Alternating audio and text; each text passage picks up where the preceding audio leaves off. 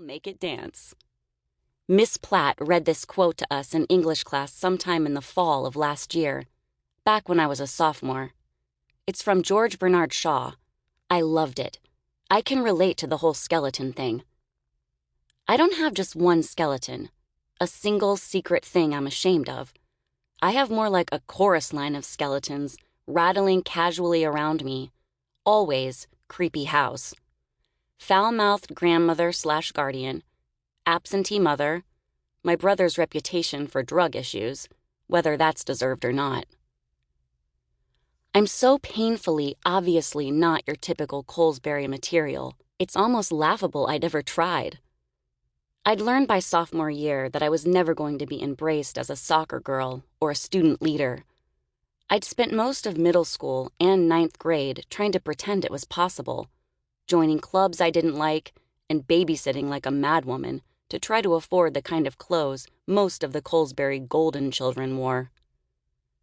By 10th grade, I was ready to try something new. I couldn't pretend anymore. I had to make my skeletons dance. If I was going to have to be creepy, I figured I may as well find a way to make it interesting. It was around then that I found the book about tea leaf reading in my grandmother's dusty shelves. It was a stinking, yellowing thing from the 60s.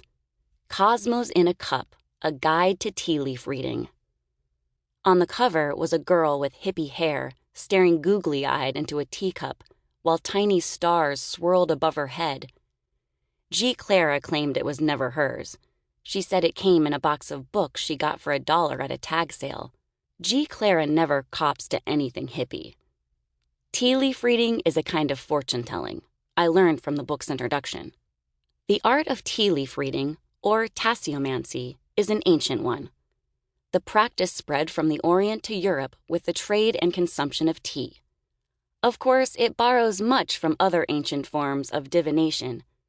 Throughout human history, people have sought out patterns or signs to help them forecast the future, in sand, bird formations, stars, entrails. Tea leaf reading has become less commonplace since the invention of the tea bag. Still, it is one of the easiest and most accessible forms of prophecy. All that is required is a teacup, water, loose tea, and an open mind. After you drink a cup of tea, with loose tea, not a tea bag, you leave the last bit of liquid and tea leaves at the bottom of the cup. Then you flip the cup over on its saucer and turn it around 3 times counterclockwise, concentrating your thoughts on the cup. When you turn the cup right side up again, you look at the images formed by the clumps of tea leaves. It's a little like spotting pictures in the clouds. Someone might see a penguin, where someone else might see an ironing board. Cosmos in a Cup had a long symbol key toward the end, arranged alphabetically. Wagon, a positive change is coming.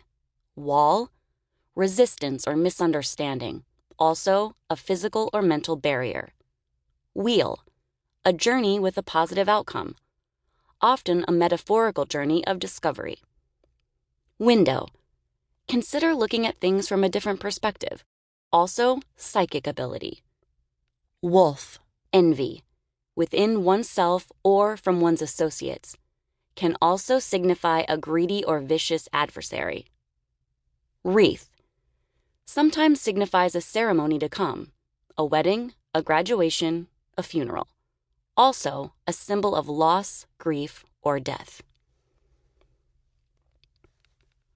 I started studying the symbols sometimes before bed.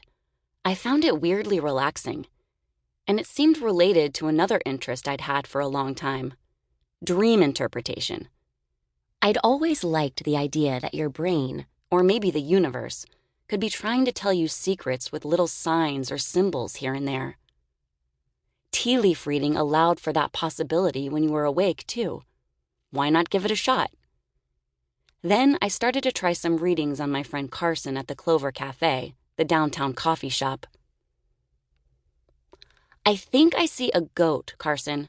A goat can mean you've got hidden guilt about something. Carson didn't look up from his homework. If you think I'm going to bite that easily, you're wrong. I squinted at a